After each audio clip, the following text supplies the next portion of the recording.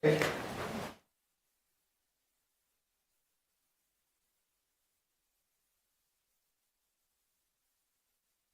evening, everyone. I want to welcome you to the 2026 Durham Town Council Candidate Forum. I'm Chris Regan, Town Moderator, and I've been asked to moderate this debate. I want to thank DCAT for televising the debate for broadcast now, and they're going to be rerunning it again before the election, again and again, I'm sure, before the election on March 10th. And also, it's going to be available on Facebook. The debate is a little more complex because not only do we have 3 council seats up for election, as we do every year, but because of the unfortunate death of Councilor Lund, there is his seat for the 2 years remaining that has to be filled. We have a total of 8 candidates running for 4 seats. Format simple, I'm going to briefly introduce the candidates and then ask a series of questions. Each candidate will be allowed to answer each question.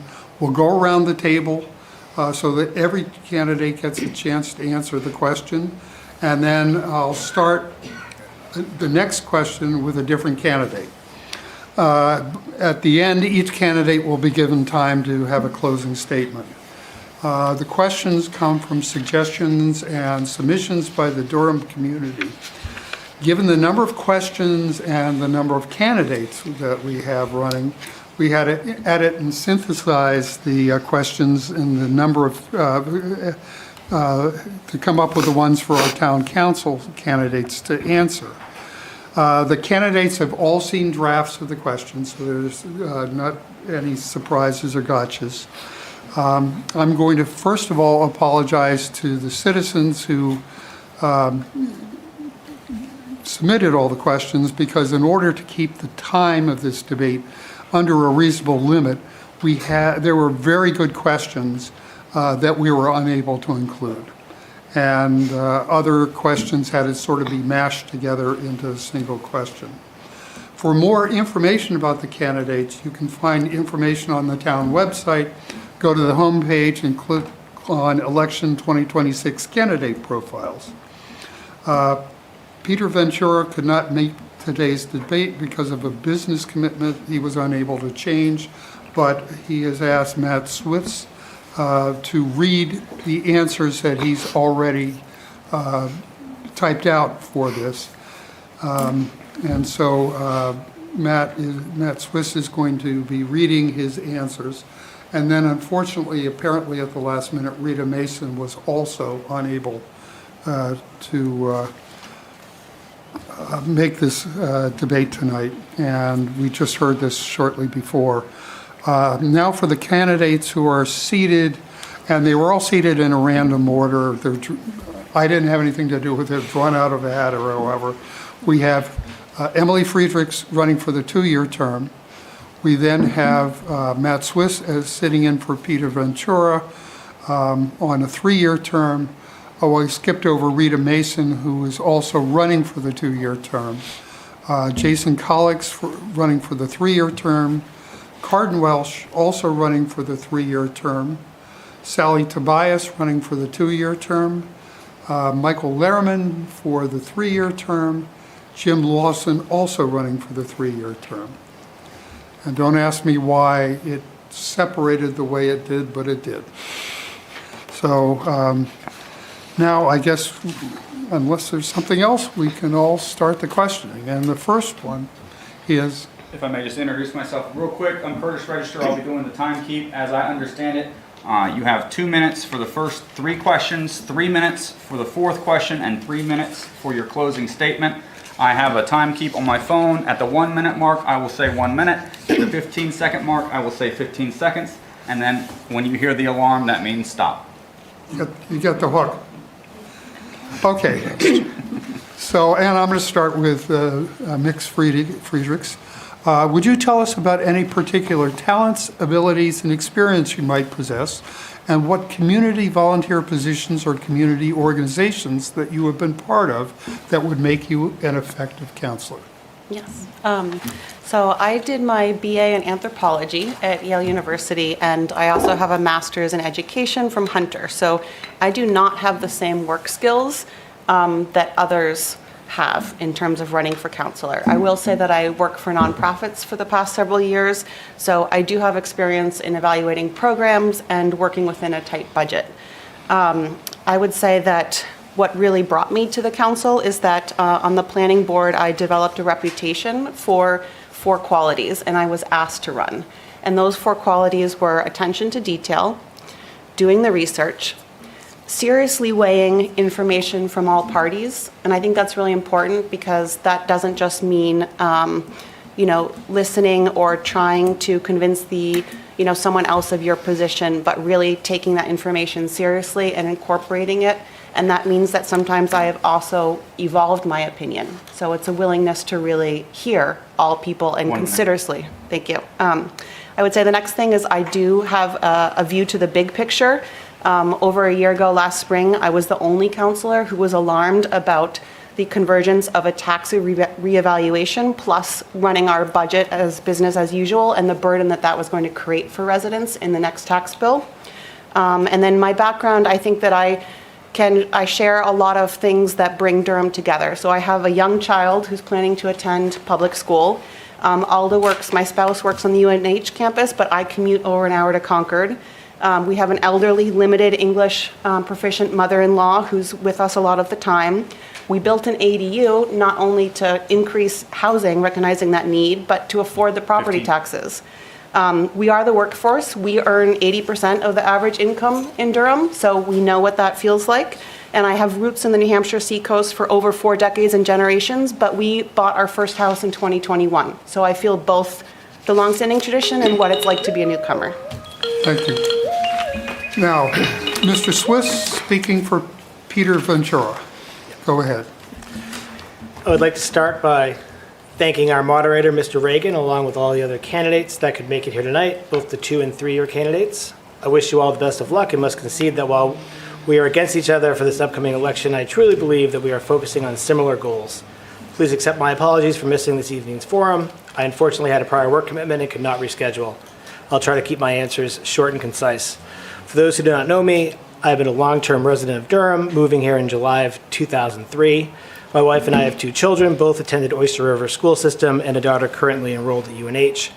Both kids enjoyed years of sports within the community, Flag Hill events, and other community events. I started my volunteerism here in Durham in 2005 and 2006, starting with the revamped Economic Committee, for which I served just over a year and a half, only to move my efforts to ORYA, where I served as president and treasurer for over a decade. Since leaving ORYA for the past 8 years, I became treasurer of the James Foley Legacy Foundation and to continue to serve on their board in supporting their mission.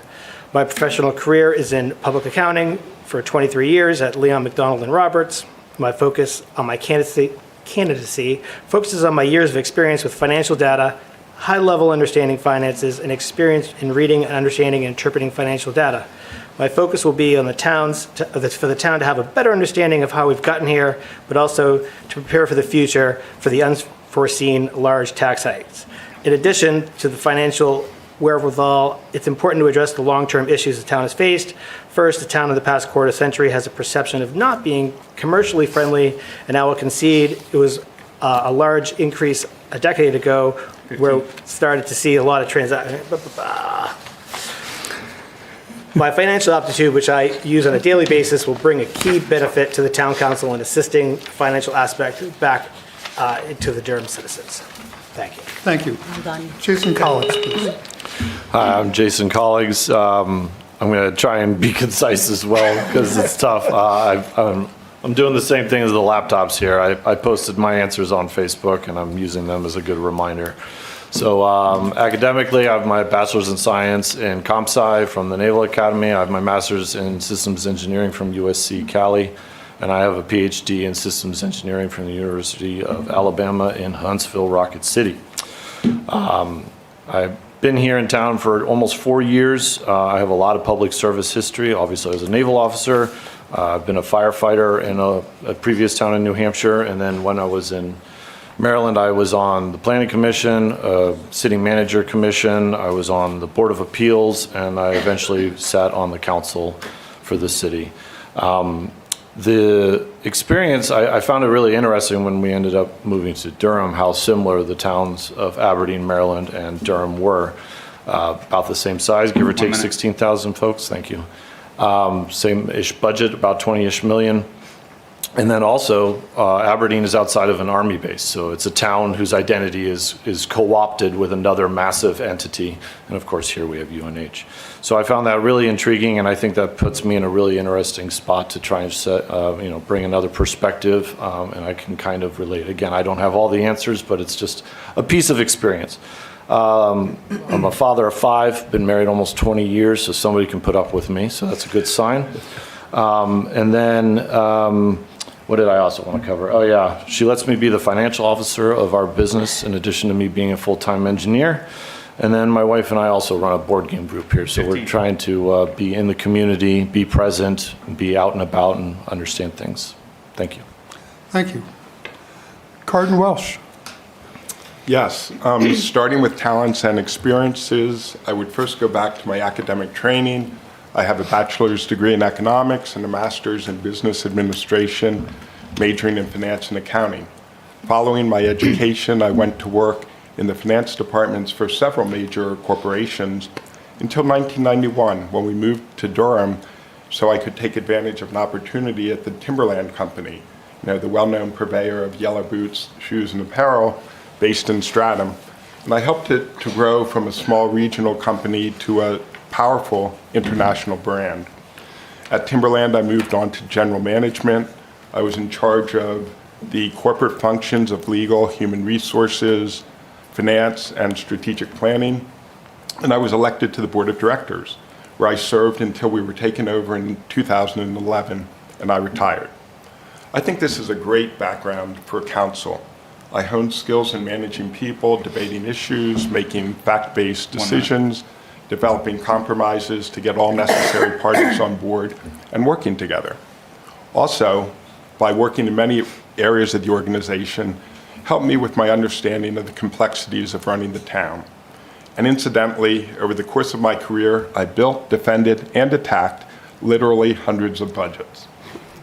Being on board of the company is not too dissimilar to being on the council here in Durham. You set direction and you advise on key decisions. You learn the difference between governance and management. The council governs, and Todd and his teams manage. Over my time here, I've also served on the ZBA, the Planning Board, the Economic Development Committee, the Conservation Commission, the Land Stewardship Subcommittee, and IMAC, and I've assisted in many of our elections. Thank you. Thank you. Ms. Tobias, Sally Tobias. All right. Volunteerism has always been a central part of my life since stepping away from work after getting married 34 years ago. As a military spouse, I had numerous opportunities to step up when and where it was needed. I was born and raised in New Hampshire, and so I was very happy to move my family back here in 2014. Upon arriving in Durham, I was encouraged to become involved in the community. Since then, I have actively participated in various town committees and boards, including the Conservation Commission, Economic Development Committee, Agricultural Commission, Land Stewardship Subcommittee, Heritage and Historical Committee, and I've dedicated over 7 years to the Planning Board and completed 2 terms on the council. I also was involved in the Housing Task Force, which allowed me to attend numerous housing forums and workshops, reaching out to all committees in our own town to address our community's housing needs. The final task on the Housing Task Force was the completion of a town-wide amendment to encourage housing development, which is now being evaluated by the Planning Board. I had fostered relationships between businesses and nonprofits to Celebrate Durham, a community promotional group, and served on the steering committee of the community garden. Participation in several Main Street academies at UNH provided valuable connections and insights into economic development processes, broadening my understanding of how other towns approach growth.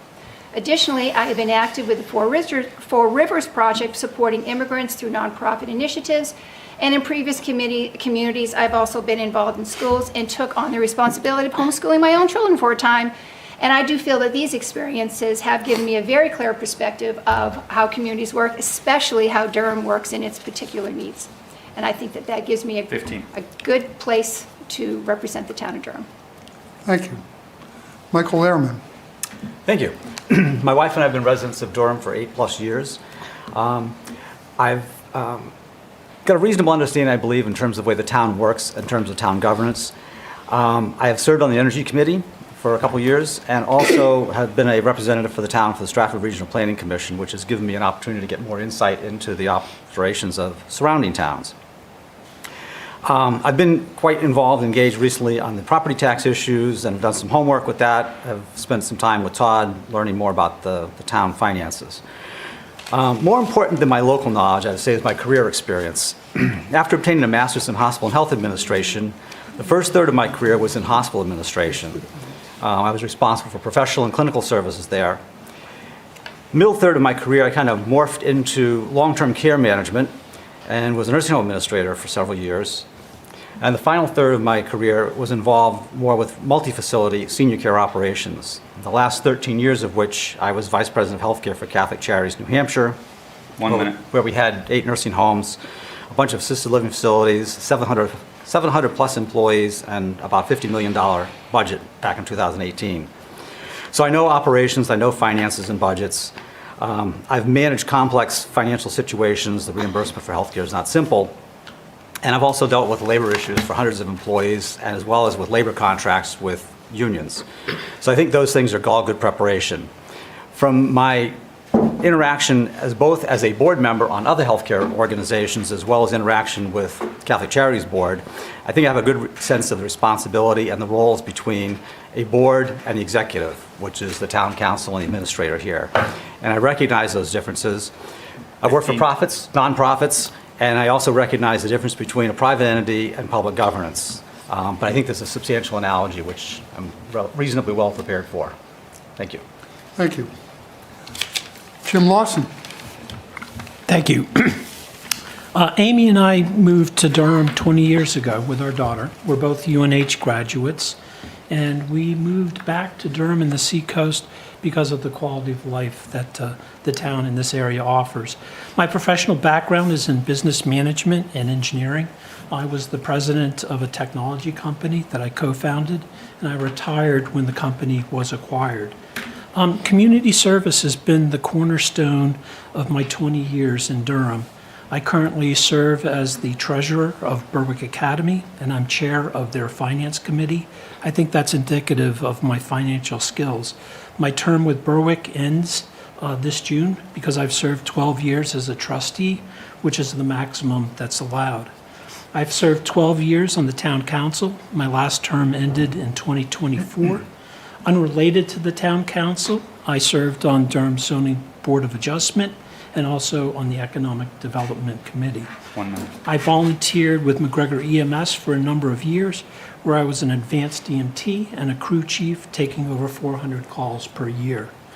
I don't view being on the council as a political position. Rather, I view it as community service. What is important to me is service to the entire community, not just service to one group or one vision of our town.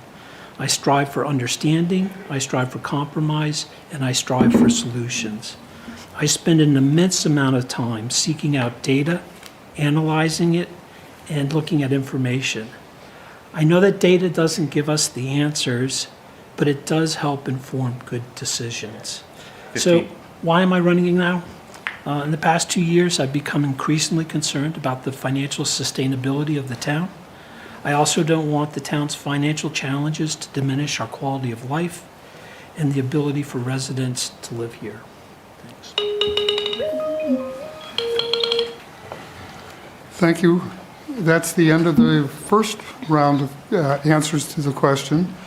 I'm going to start the second round with Mr. Collix with the question, which is prefaced by saying many Durham residents are concerned about the rising real estate taxes here in the town. Would you discuss what you believe are the causes and how you think that the town of Durham can address the tax issues? If part of your answer is encouraging more non-residential development, what areas of the town should be looked at, and how should that be accomplished? Very well, thank you. So I guess since I go first, I get to give the quick economic lesson. But real estate retains its value, and the dollar only loses its value. So real estate prices go up, and we get reassessed, and then our tax rates often stay the same. They had the option to go down usually, but they usually stay the same, which means you owe more money to the town. So that's why your taxes are presumably going up, if not in addition to an actual tax increase. So the challenge there, of course, is that as you're budgeting for yourself, your real estate taxes go up, and that's harder to budget because your mortgage, if you have one, stays the same, right? So this is where a lot of us come into challenges. We have a budget, we figured out our mortgage, our monthlies, whatever, and then our taxes are going up. So when we're looking at that, how we're going to address it is, I like to think, my perspective on all of this is that what people are willing to pay in taxes, that is the constraint for the town to determine how and what it can give them. 1 minute. So I don't like the idea of it being in reverse, where we have all the services that we talk about wanting and then we figure out how to finance it. I think we should be figuring out how much money we can have and working forward from there. As for development, usually development does help this stuff, but there's a lot of slips and opportunities to mess things up there. Non-residential can be useful. You have to be careful of things. I believe I saw that there's a pilot being enacted for like 22 years around here that could end up costing us some money that is left on the table. More residences usually provide more tax income and don't use as many services as they generate taxes for. That's why a lot of us are so frustrated. And then looking at development, I think the council's job is to get out of the way, right? That doesn't mean the Wild West. That doesn't mean somebody shows up with a giant pocketbook and gets to build whatever the heck they want. But our job is to make sure that we're being good stewards of the land and the money. And if a developer wants to take a chance on us, I think they should. Thank you very much. Mr. Welsh. Yes. On my first year of council, I noticed that surprisingly, the town didn't have any financial objective. So I wrote a note to my fellow councilors, which I just happen to have here.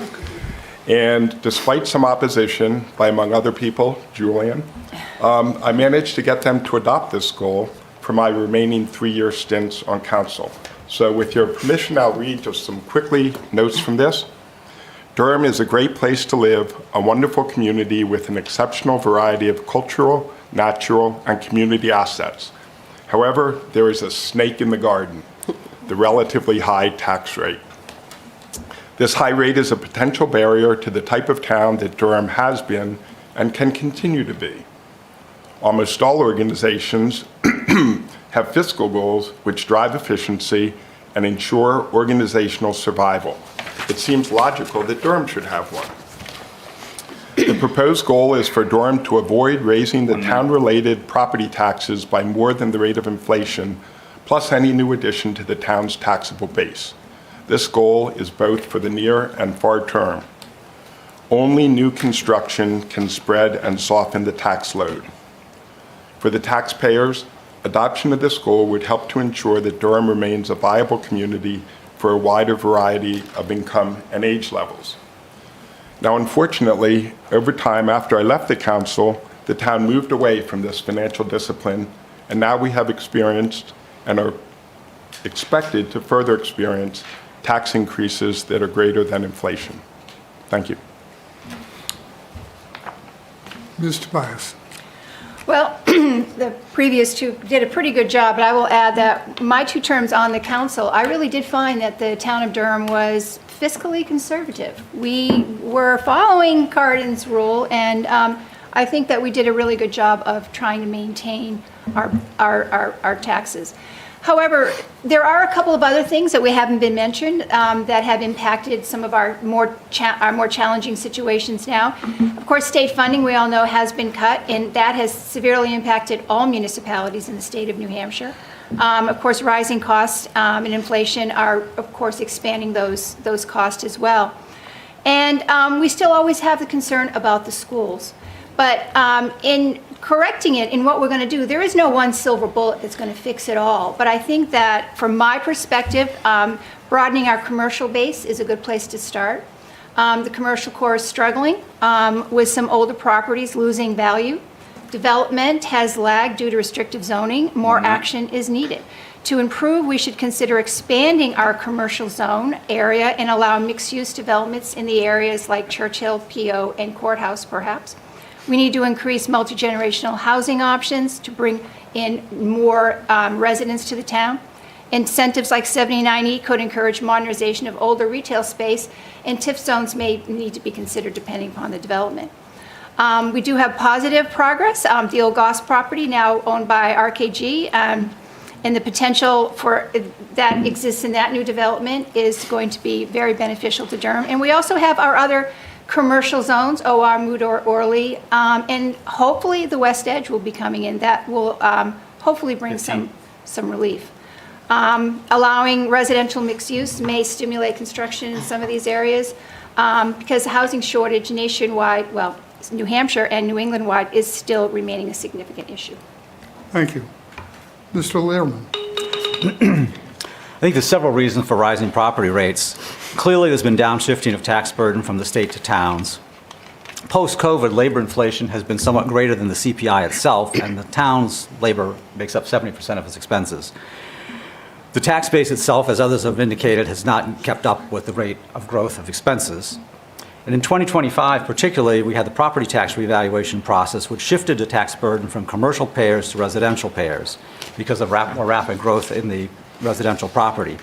My analysis from town data indicated about a $3.3 million shift from commercial to residential tax burden, which was an average of about a 12% increase.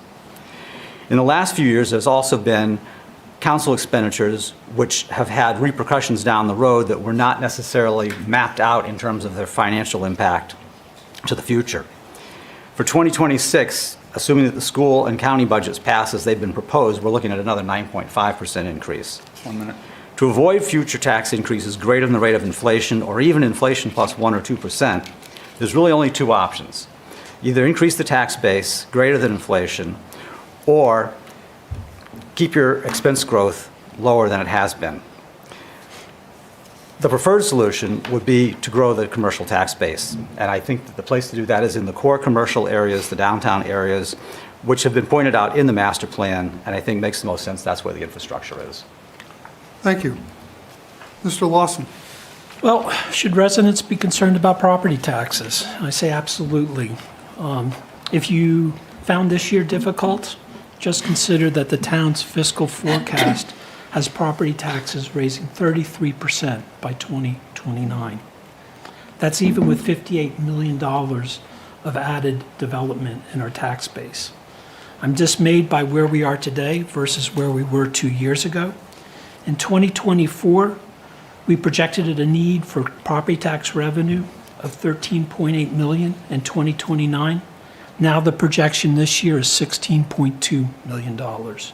This is not the result of downshifting of costs from the state. This is the result of town budgets and bonding decisions. We can't develop our way out of this problem in the next 3 years. It would take $560 million of new development just to bring the tax rate increase down to the level of inflation, $560 million. So I plan to focus on these 6 things. First, the town needs to facilitate development where the town already has water and sewer. That means downtown, West Edge, and Orly. Secondly, we need to change some of the recent poor council budgeting practices. I guess we need to go back to the Cardin-Welsh method. Third, we need to stop bonding for discretionary projects. It's time to essentially cut up the bonding credit card. Fourth, we can't continue to deplete the undesignated fund balance. Fifth, we need to evaluate town services and opportunities for greater efficiency. And sixth, we need to continue looking for opportunities to regionalize the delivery of services with neighboring towns and UNH. Thank you. Nick Friedrichs. Thank you. So I think that we need to start by understanding the degree to which we are boxed in by the state. And I think people have mentioned that there's been elimination of wealth taxes and the defunding of schools, which does impact us. And all communities in New Hampshire are struggling. And that is something that's different from other states like Maryland in terms of what options we have available to us. There are natural peaks and lows in development. Our state law prohibits us from setting aside significant funds to offset those low periods. State law also mandates reevaluation within a certain percentage of market divergence. So, that reevaluation, our hands were tied in doing that, although it's combining with a tough budget year. And it prohibits tax relief in many forms. So we can't actually adjust for things like elderly income very well or other considerations that would seem very fair and reasonable. Since the mid-2000s, though, I do want to say that I think that Durham has grown our spending more than our revenue stream, and that goes back quite a period. Not just by adding new services. We did make some major infrastructure investments in deferred maintenance. There was deferred maintenance of roads, of culverts, of town buildings. What can be done? Tighten spending. I will go more into that in our next question. Development will help, but it is not the only answer, because we had a boom from 2025 to 2020, and it was all commercial student housing, which is now devaluing, and now we're here. And I'll go more into that in the bonding question and the next answer. So we need meaningful development. What that means is the West Edge, it means R.J. Kelly revitalization, it means Riverwoods. The numbers that Jim Lawson mentioned are incredibly important.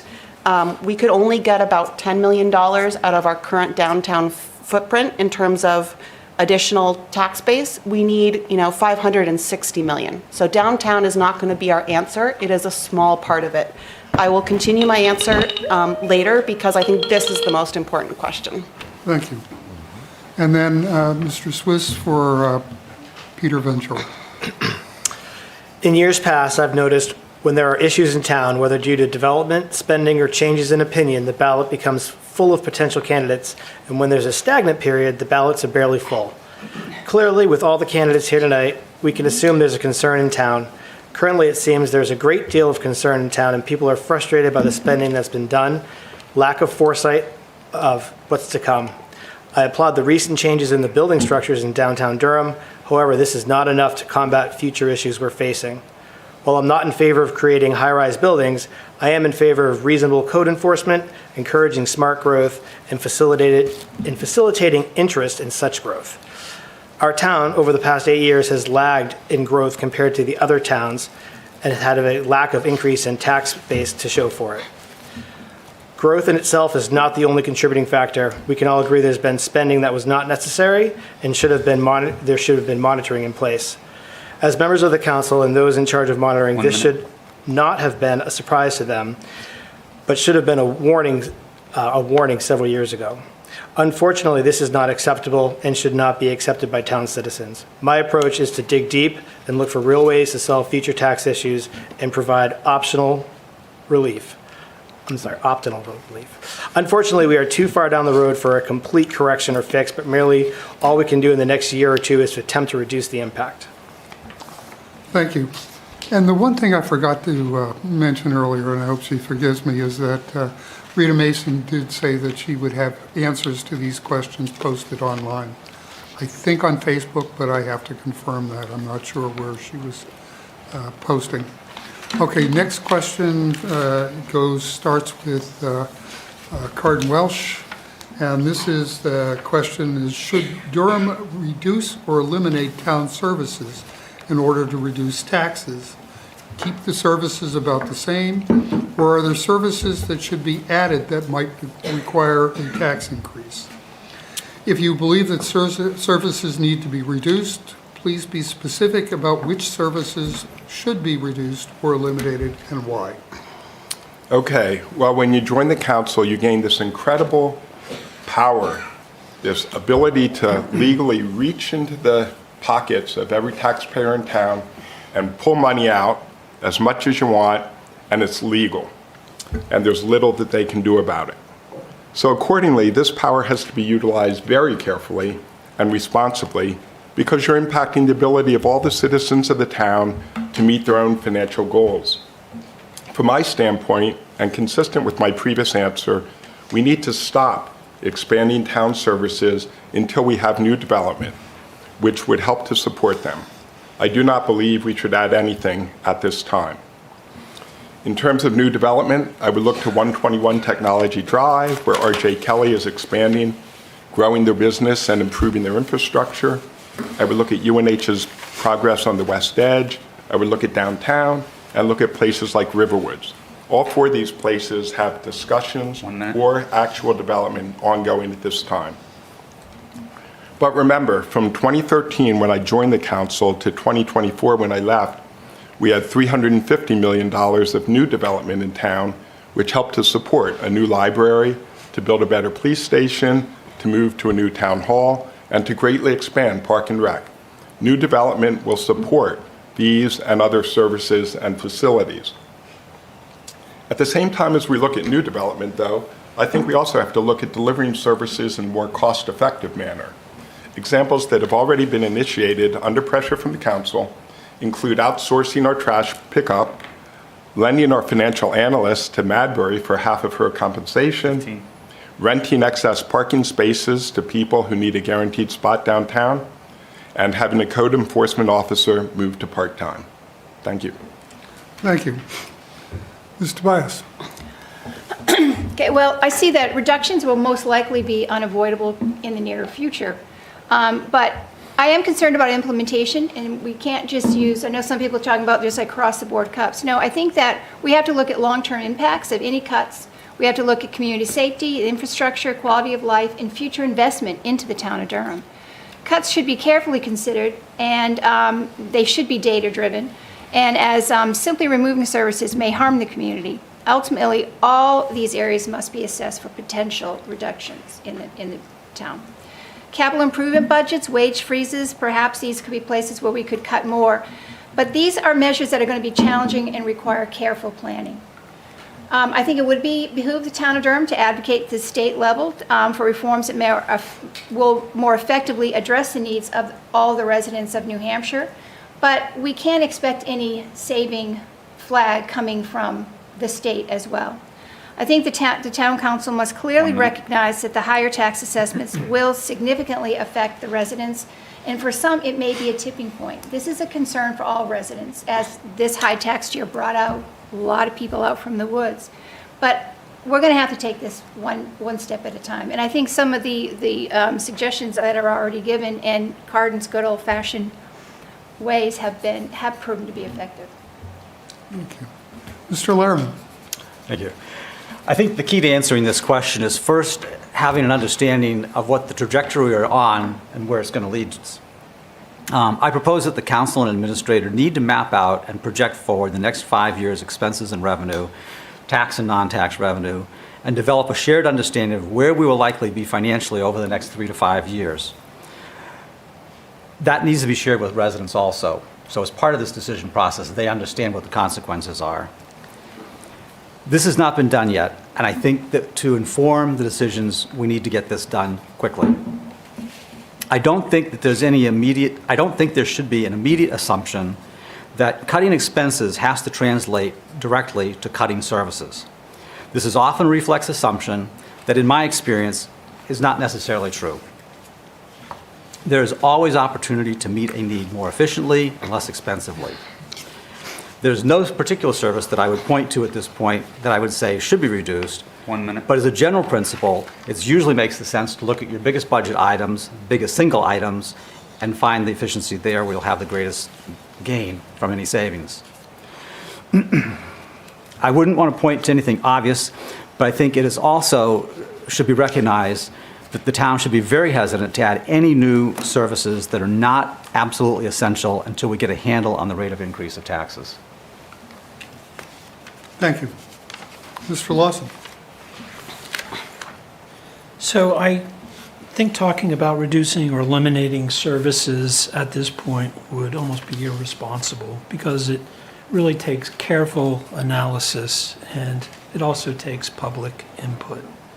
I also think it would be very difficult really to add any new services in the next few years. We should, however, be committed to examining different ways to deliver services that could be more cost effective. I'm just going to give you 3 examples. These are 3 of potentially many. First, we need to look at what services are duplicated in Durham and at the university that could be delivered jointly for saving both money but still delivering the service. We need to look at the delivery of fire and EMS services and possibly re-architecting them for greater cost efficiency. And we need to continue to seek out opportunities to collaborate with surrounding communities, which I want to acknowledge that the town has already started doing. Thank you. Ms. Friedrichs. Thank you. So I have repeatedly proposed reducing some town services. And that doesn't mean that I think that the budget is padded, but rather it's out of recognition that this 22% to 72%, depending on your residents' tax bill increase, is unsustainable. And I want to thank Mike Larriman for coming up with the 9% projection in terms of overall tax bill increase this year, and just acknowledge that that was really helpful. So how have I approached this? One, I don't think it should be the town council naming the services, because I think department heads best know their department. They know their staff, they know their available resources. We should be telling them how much they need to cut, and they have the best understanding of how they can achieve that. Some guidance that I would be looking to give: consolidate positions as staff retire, reduce services or hours if necessary to allow for staff efficiency, particularly look at ways to reduce budgets without eliminating services entirely, especially if those budgets can be restored in future years, or take advantage of outside funding. A book budget. I know that that was a hard decision, but that is something that could be restored in the future, and that we could find outside funding. Delay investments a few years until our tax base improves, even if we lose some long-term savings in doing so.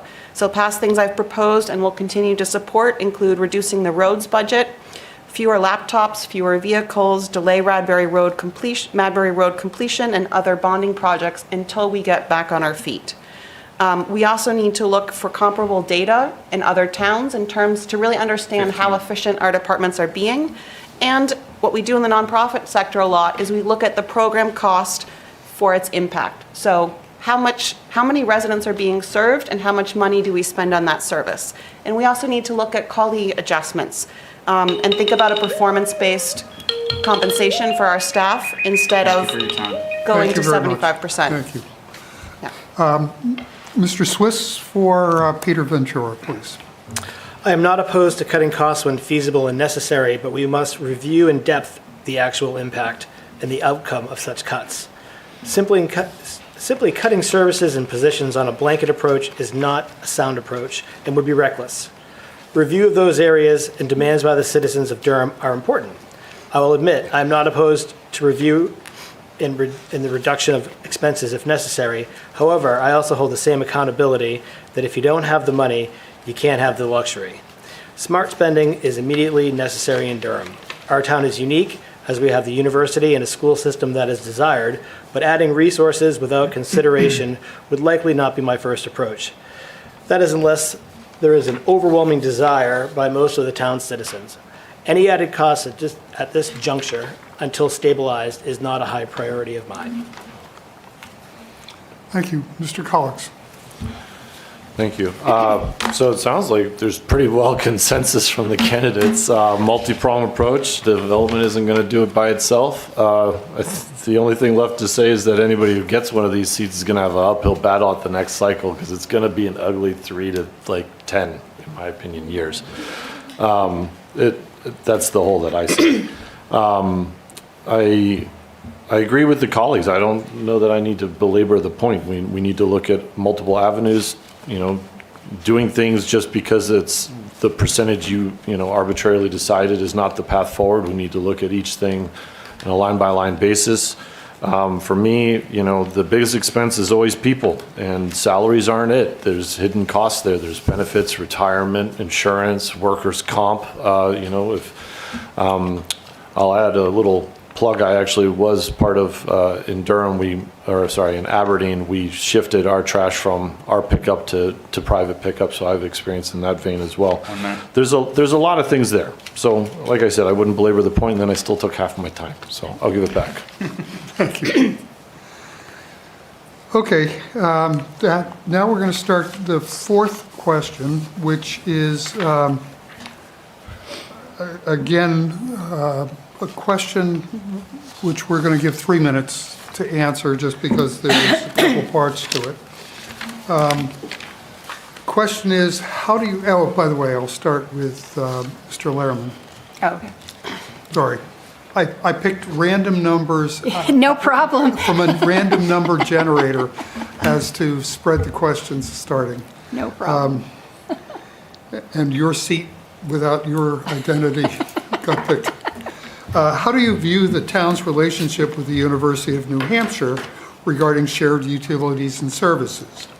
What effect do you think UNH's plan for the edge at West End, how might it impact Durham if it's successful? Okay. Well, I've had concerns about that very question, and I've had some discussions in the past with Todd about that to learn more about that relationship and how the shared services work. So my sense at the moment is that it's certainly worthy of review, and there's obviously opportunities perhaps in the future, but I felt there was a reasonable sense of balance at the moment, but want to look forward to that further. As far as the development on the West Edge goes, I think it's a great opportunity in terms of potentially stimulating the business development here in town and contributing to the tax base. But with that, I also think that we should not ignore what the potential is for unintended or unexpected consequences of that development. Regarding the potential positive impacts, I don't think that Durham should put over-reliance on the potential positives at this point until plans are finalized and there's actually funding in place to do the development. Much of the potential benefit and the project is totally outside of Durham's control. I think Durham should focus more on its attention on economic development internally in the areas that we have more direct influence and control over. And by that, I mean the downtown area, the courthouse, Coe's Corner, the whole entryway to town along Route 108 there.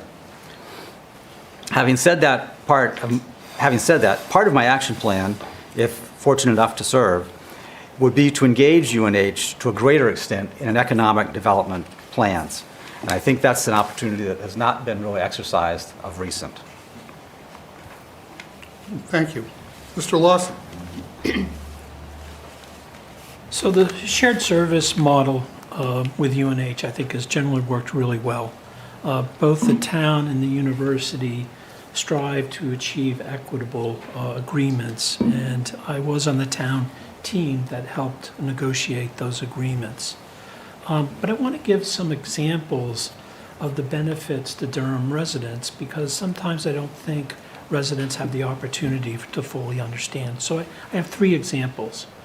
The first example is UNH contributes $2.8 million per year for fire services, including helping us bond expensive capital equipment. We have an excellent fire service, and we don't have issues like some neighboring towns that don't have an ambulance or personnel to respond to a 911 call. The second example I want to give is UNH has successfully secured grants that have directly benefited Durham. Grants such as the Main Street Improvement Project between North Drive and Pettybrook Lane.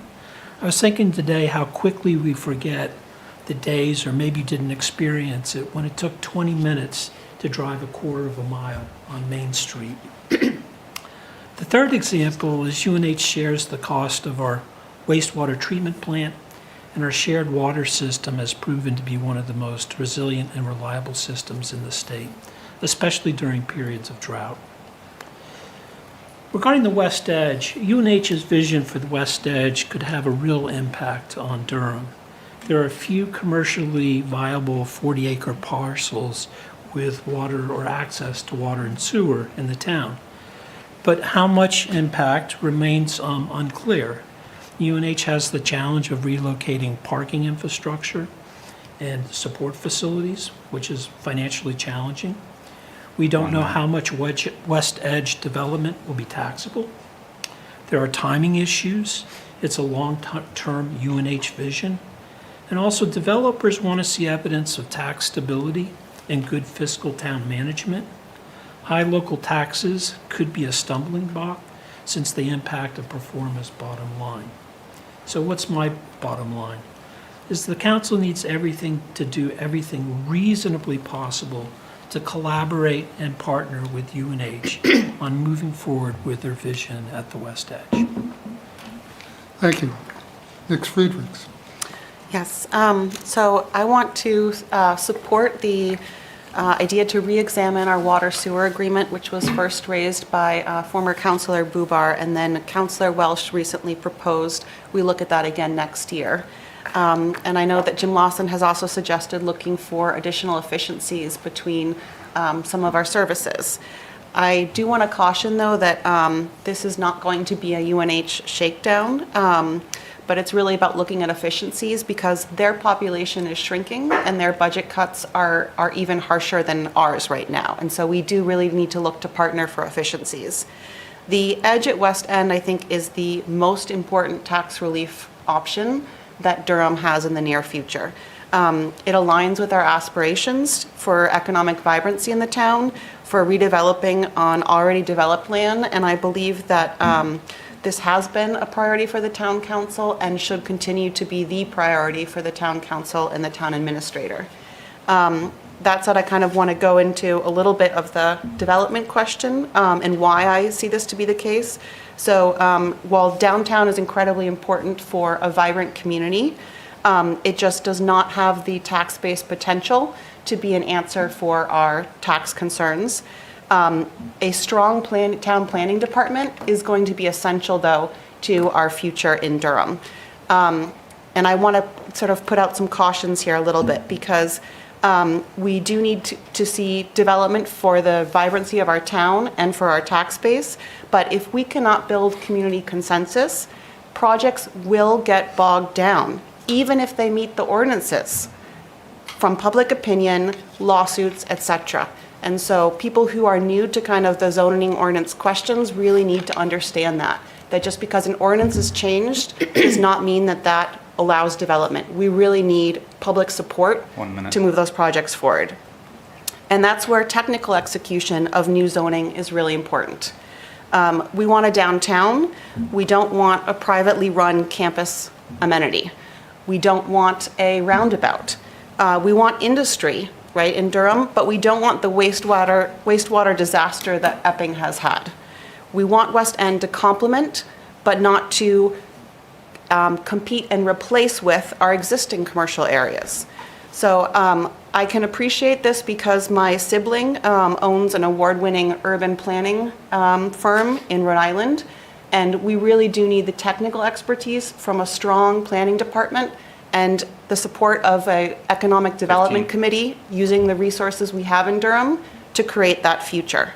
And I just want to say that we also want to keep in mind that tax revenue is not our only source of revenue. We have donation possibilities, grants, market revenue, and Wagon Hill should be a place that looks to be self-sustaining, Thank you for like your we've done thank with you. Churchill Ring. Thank you. Mr. Swiss for Peter Ventura. When I first moved to Durham, I was convinced that UNH and the town's relationship was sour and that the university did little or nothing for the town and its finances. When serving on boards, I realized this was anything but the truth. While I understand that UNH has a large amount of land in Durham and they don't pay into the town system as a regular citizen, we do have to realize there are other non-fiscal benefits. There has been countless volunteerism from UNH faculty and students, along with residents enjoying the fruits of the student rent, or shall I say, our second biggest industry in Durham.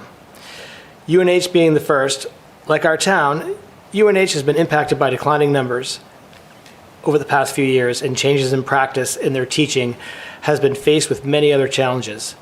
I would favor a strong relationship with UNH, not one by demands for more money, but more so that we can work together with the school. Citizens in Durham are likely not aware that UNH does assist with payments to the town with various funding going to offset their use. While some may argue they're only paying their fair share, we could all make the argument that if UNH were to go away and our town would not be the way that it is here, and it won't be any better in the future. Demands of UNH in the past were met with unfavorable results. Thank you. Mr. Collins, please. Thank you. Yeah, so this relationship was actually the first thing that came to mind when I started looking into the dynamics here in Durham. Fortunately for me, Rob Sullivan reached out for me. Some of you may know him. That's not an endorsement in either direction. I'm just saying I spoke with him, and he was willing to take me around town for like 3 hours, showing me, 2 hours, something like that, showing me development and stuff like that, which I really appreciated the insight. And then I got to sit down with Brendan O'Sullivan over there in our fire department and get a better understanding of the relationship of UNH from his perspective and some of the other things around town. So really can appreciate that. And again, I have limited experience with a similar situation at a large, massive cooperative. My big thing is, it makes sense to share things. It makes sense to gain efficiencies. Again, it sounds like there's a good amount of consensus here. We are different entities, right? There is not an inherent situation whereby things that are good for Durham are always good for UNH or vice versa. And while I'm sure that's not true all the time, I'm sure there's a lot of really good things. There's a distinction there that I hope people can appreciate where, UNH probably isn't going anywhere. It's the flagship university for the state. And I don't think if it did go anywhere, Durham would disappear either. I think we have plenty to offer as ourselves, and we have our own community and identity aside or next to even UNH.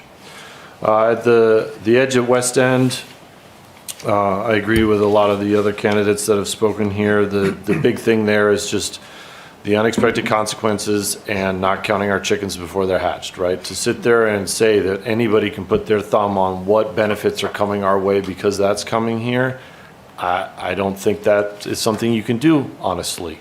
I think there are indirect benefits coming our way. There's people that are going to see that development and want to be a part of it. There's going to be maybe some job opportunities, going to be some additional residents, that kind of a thing. But just cautiously optimistic on that, and I'll leave it at that. Thank you. Mr. Walsh. Yes, in terms of the agreements with UNH, the main ones being police, fire, and water, wastewater, I think they're fair. I was involved in a review with them several years ago with Councilor Lawson, former Councilor Lawson, and I think they work for both parties. Now, I was asked recently by some citizens to undertake a review of our water, wastewater practices, which will include a review of the agreement that we have with UNH. In terms of the West End development, I feel the same as most of the other candidates. Should it occur as planned, it will be great for Durham. It will build around the core of NOAA-funded Ocean Floor Mapping Center and try to bring in related and technology companies. This could add tremendous vitality to the area and to our downtown as people who work in the West Edge come downtown for dining and shopping. Perhaps it will bring a sufficient number of visitors to the town to justify another nice hotel in town. It is, and this is from UNH's press release, it's expected to be a lively district with restaurants, office buildings, research facilities, housing, shops, and other amenities. So, sounds good, but like people have said, let's wait and see. We need to be careful, though, if it does, that it supplements and does not take away from our downtown. And of course, it would help to support our property base, property tax burden. Thank you. Thank you. Ms. Tobias. Feels like once we get around everybody, we're kind of all saying the same thing. I feel that the town and gown relationship is actually pretty good. My experience on the council found that it was very successful. We have a good symbiotic relationship, but it does need to be nurtured. And while there are periods of times where it needs to be reevaluated and adjusted depending upon what is going on. The value of the university should never be underestimated. And while many often complain, we have to remind ourselves that we are who we are because it is there. The shared water and wastewater, police and fire service have brought Durham high-quality services at lower prices that may have not been, we may not have had access to without the university. We also have tremendous opportunity right now with 66 Main Street development along with the university that must not be underestimated, and we need to keep a good, sharp look on that on the council. Good job, look at that. As far as the Edge at West End project does present a significant opportunity for Durham. Although it will be constructed on UNH land, the involvement of private businesses and land leases could mean the town benefits from increased tax revenues. We will have jobs created both in specialized fields and in the service sector, and this will help attract new residents to the area. Given this, it is important that a housing component be included in the plan, as it could complement the town if thoughtfully developed.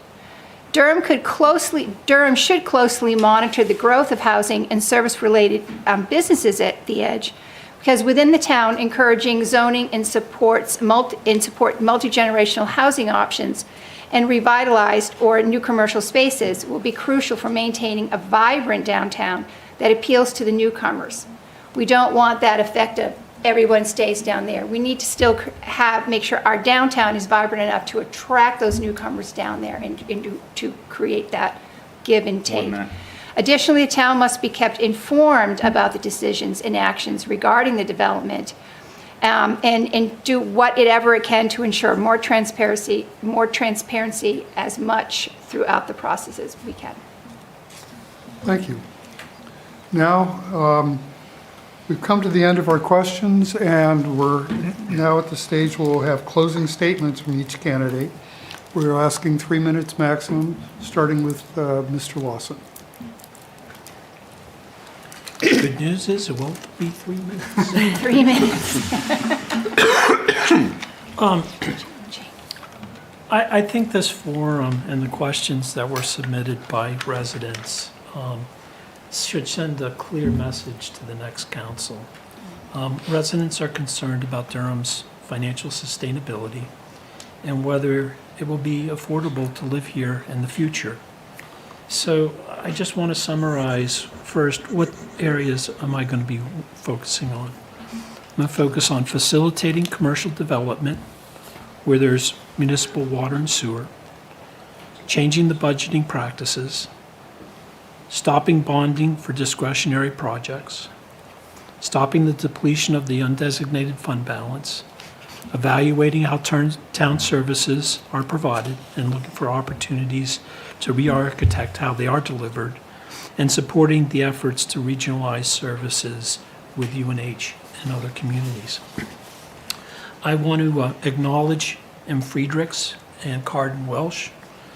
I want to acknowledge him for raising the issue and concern about the direction of the town budget more than a year ago, before the budgets were before the council. And I want to acknowledge both of them for their work on the budget. One of the things that's sad about this evening, disappointing a little bit, is there's so many other things that we couldn't talk about, we didn't talk about. Maintaining Durham's quality of life. What's Durham's role in expanding the Seacoast supply of diverse and affordable housing? What can be done to increase downtown vibrancy? There's a list of things that we didn't get to because there's such concern about taxes and financial sustainability. 2 years ago, I didn't expect to be at another candidates forum. I'm not here tonight because Durham should go back to doing things the way we used to. It's really quite the contrary. In business, if you keep doing things the same way, you will go out of business.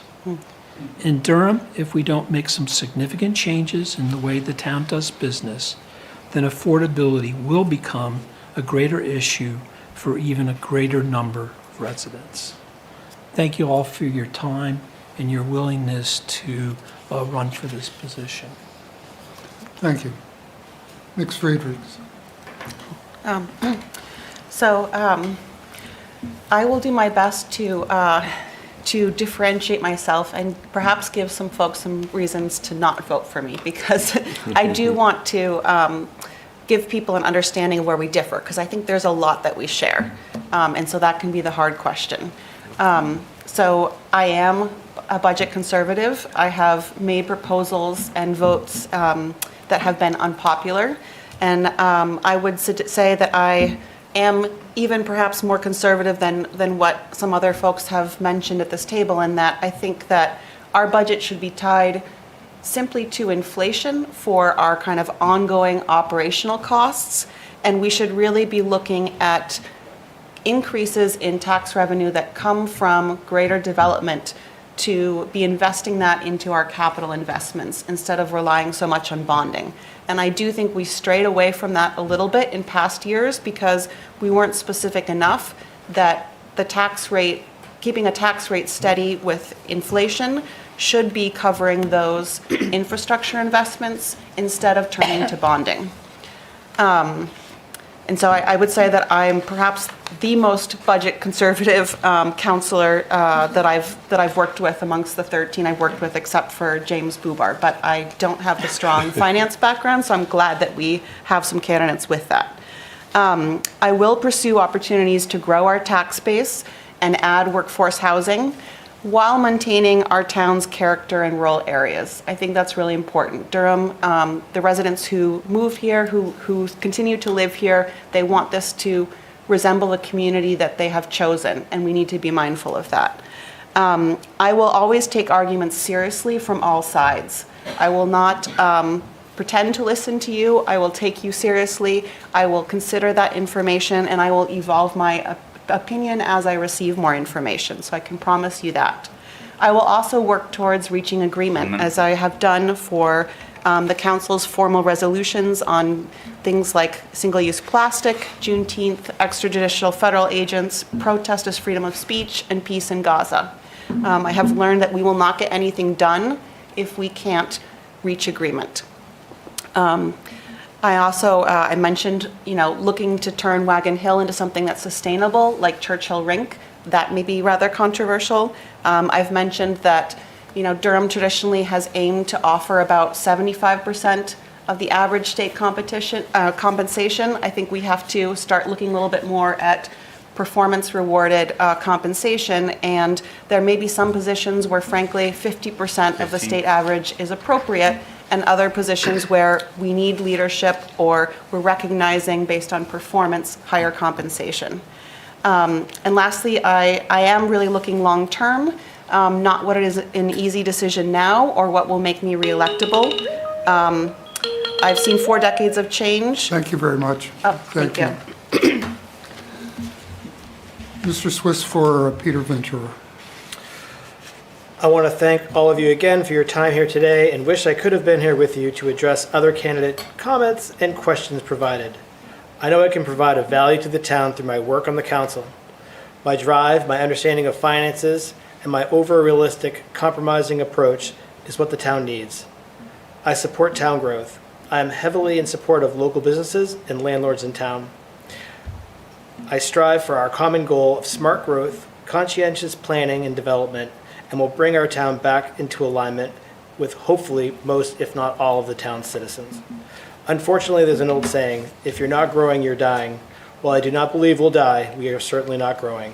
Thank you again, and good night. Thank you. Mr. Collins, please. Thank you. It is great to see this many folks come out for this, and I do think it's indicative that there's, people are asking for different things going forward. We need to change something. I also agree with you. What's the differentiator? Because a lot of us are in agreement up here. So the good news is that hopefully you're going to be getting a pretty decent solution out of this election cycle. For me, the one thing I wrote down here is that the state funding should be a boon and not an expectation. I think that the town needs to make sure that it's sustainable to itself. Yeah, it'd be nice if the state threw the money we give them back to us so that we can use it, but to expect a certain number there is, it's unsupported, right?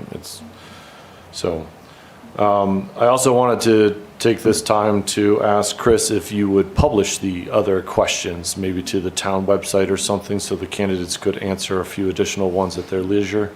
And then Rita Mason, who couldn't be here, I was texting with her to make sure that her Facebook, again, not endorsing one way or the other, but she has Rita Mason for Town Council on Facebook, and that's where she should be answering those eventually. I'm here. I want to work for you guys. I have experience that I think is relevant and would be useful. And I look forward to the opportunity. I'm also going to stick around a little bit after this if anybody would like to talk. Thanks. Thank you. Mr. Welsh. Yes, thank you. I've been elected to three-year terms on council, and further, I was twice appointed by the council to fill out the terms of 2 councilors who unfortunately died while in office. So I think many of the people in town know who I am, what I stand for, and what my skills are, what my strengths are, and what my weaknesses are. Over my time on council, my largest contribution, I think, has been on the budgeting side. The budget is a financial framework for the future of the town. Anyone who has taken the time to attend or watch the budget meetings knows that I'm often the one who is most questioning about the addition of new programs, new employees, and new spending, and trying to keep costs down. But like M, I think I should stress some differences. I've stressed the business and budgeting background tonight, as many of us have, but I would also like to mention my values, which I believe tend to align with many of the people who live in Durham. I am an environmentalist. I have volunteered to work with New Hampshire Department of Environmental Services, counting eels as they migrate up the Oyster River, and tracking the rainbow smelt that live in the brackish water below the dam.